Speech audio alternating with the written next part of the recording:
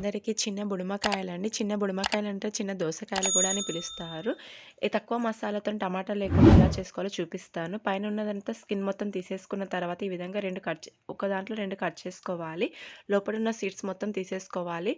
Seeds తీసేసుకొని లేకపోతే అలాగైనా చేసుకోవచ్చు. ఇప్పుడు గ్యాస్ ఆన్ చేసుకొని బౌల్ పెట్టుకొని అందులో కొంచెం ఉప్పేసుకొని మనం ముందుగా కట్ చేసి పెట్టుకున్నదంతా బుడమకాయలను అందులో వేసేసుకోవాలి. ఇది ఉడికే వరకు ఇప్పుడు మసాలా చూద్దాము. ఒక మిక్సీ జార్ తీసుకొని కొంచెం అల్లము 5-6 వరకు ఎల్లిపాయలు వేసుకొని 2 టీ స్పూన్ నుండి వేయించి పొట్టు తీసి పెట్టుకున్న పల్లీలు అందులో వేసేసుకోవాలి. దాల్చిన చెక్క కొంచెము, లవంగాలు 2 టీ స్పూన్ నిండా నువ్వులు అవి కూడా వేయించి పెట్టుకున్నానండి.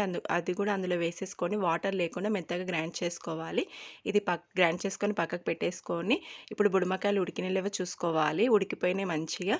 ఇప్పుడు అది పక్కకు పెట్టేసుకొని ఒక కడాయి పెట్టేసుకొని కడాయి హీట్ అయిన తర్వాత 2 గరిటెల నిండా ఆయిల్ వేసుకోవాలి. ఆయిల్ హీట్ అయిన తర్వాత 2 పచ్చిమిరపకాయలు తీసుకొని ఒక దాంట్లో 4 కట్ చేసుకొని అందులో వేసేసుకోవాలి. అవి కొంచెం వేగిన తర్వాత ఉల్లిపాయలు చిన్న సైజులో 2 తీసుకొని ఆమ్లెట్‌కి కట్ చేసుకున్న దానికన్నా కొంచెం దొడ్డుగా కట్ చేసుకొని అది కూడా అందులో వేసేసుకొని కొంచెం బ్రౌన్ కలర్ వచ్చే వరకు వేగించుకోవాలి. బ్రౌన్ కలర్ వచ్చిన తర్వాత మనం ముందుగా గ్రైండ్ చేసి పెట్టుకున్న మసాలా అందులో వేసేసుకోవాలి.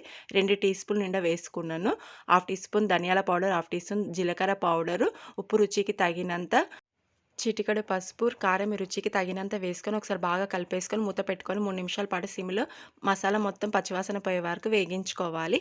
3 నిమిషాలు అయిన తర్వాత మూత తీసేసుకొని ముందుగా ఉడికించి పెట్టుకున్న బుడమకాయలు అందులో వేసేసుకొని ఒకసారి బాగా కలిపేసుకోవాలి. మనం ముందుగా మిక్సీ జార్‌లో మసాలా పట్టుకుంటాం కదా, అందులో ఒక హాఫ్ గ్లాస్ కన్నా ఎక్స్ట్రా వాటర్ తీసుకొని అది కూడా అందులో యాడ్ చేసేసుకొని మీడియం ఫ్లేమ్‌లో పెట్టుకొని 3-4 నిమిషాల పాటు ఉడికించుకోవాలి.